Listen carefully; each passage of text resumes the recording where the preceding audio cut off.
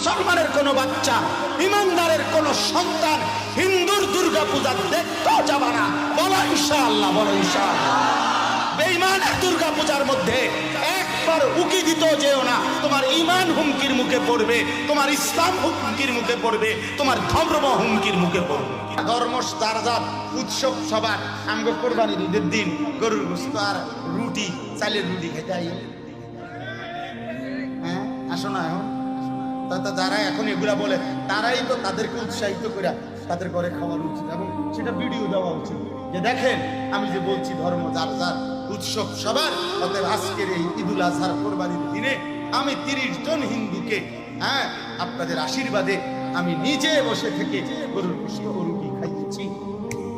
খাওয়া মাতবুরি শুধু মানুষের কান ধরে ফেলছে, নেতাগিরি শুধু পাবলিকের উপরে চাপায় দেওয়ার চেষ্টা। আমার ধর্ম, আমার ইবাদত, আমার আনন্দ, আমার শখ, আমার ইসলাম, আমার আল্লাহ, আমার রাসূল, আমি অন্যের কাছে যাব না। কেন যাব? বলেন যাব না ইনশাআল্লাহ। বলেন ইনশাআল্লাহ, সবাই বলেন ইনশাআল্লাহ। আল্লাহ আমাদেরকে তৌফিক দান। পরিষ্কার বললাম, কোন আমরা কারো উপরে আমরা আঘাত করব না, কারো উপরে আমরা জুলুমও করব না। ধর্ম যার যার, উৎসব সবার, এটা মিথ্যা কথা, এটা কুফরি কথা, এটা কাফেরের কথা, এটা বেঈমানের কথা, ইমানদারের কথা হইতে পারে না।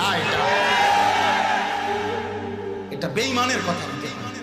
ধর্ম যার যার, উৎসব সবার, না না, আমরা এটা মানি না, আমরা এটা মানি না। আমার ধর্ম, আমার ইবাদত। আমাদের ধর্মে কোনো আলাদা উৎসব নেই। রমজানের ঈদ এটা উৎসব, তাইলে আমরা 2 রাকাত নামাজ পড়ি কেন আলাদা? কোরবানির ঈদ এটা উৎসব, তাহলে আমরা আলাদা নামাজ পড়ি। আলাদা নামাজ পড়া এটা উৎসব, কোরবানির দিনে পশু জবাই করা এটা উৎসব, এটা ইবাদত। বলেন না কেন? মুমিনের হাসি ও ইবাদত।